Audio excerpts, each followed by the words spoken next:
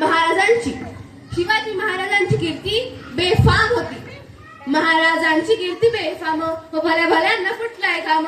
याला कोण खाली सन दरबारी पुस्ती बेगम. बडी बेगम म्हणजे अली आई बरं का. नजर येत तिच्या अंगार हो दरबार झाला गपगार. कोणी घेईना पुढाकार साऱ्यांनीच मानली हार. इतका अचानक एक सरदार उठला बोलला हम लाएंगे शिवाजी को. अंतर विडाव झाला. नाव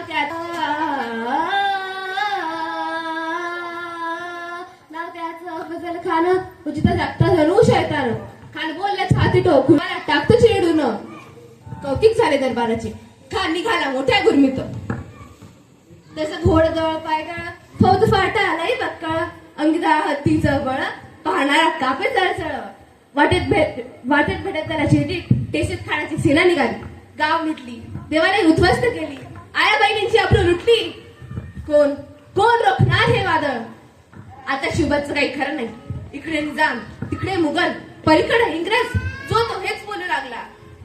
राजाची सेना मोठं बरं खानाला कसा थोपणार. काय नाही व्हावा हुंदर चिंतेत पंत सरदार.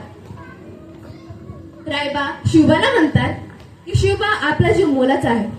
आपला जीव वाचणं खूप गरजेचं आहे. खानाचं सैन्य अफाट आहे. त्याच्यासमोर आपलं टिकाव लागणं खूप अवघड आहे.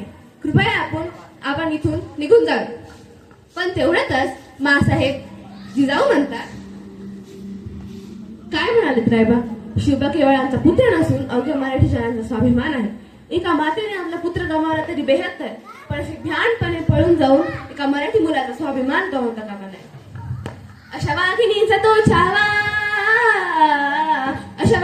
तो छावा गरिमाला कसा ठेचावा. डोक्यात कधी विकावा भेटीचा धाडले सांगावा. प्रतापगडावर आमने सामने भेटीचा सांगावा. खानाला हसत कबूल केला. दिवस ठरला आणि ठरल्याप्रमाणे प्रतापगडच्या पायथ्याशी खान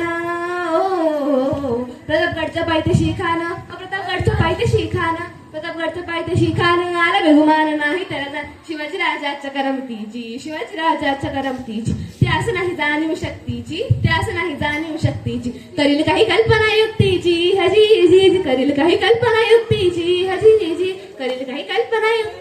हजी खानाच्या भेटीसाठी छान उभारीला. नक्षीदार शामी आणाला नशा या शामी आणत. खानडवलं तर डुलत आला. सैद बंडा त्याच्या संगतीला. शिवबाची संगती महाला. राजाला पाहून खान म्हणतो कसा. खान हाक मारितो हसरी रोखून नजर कहरी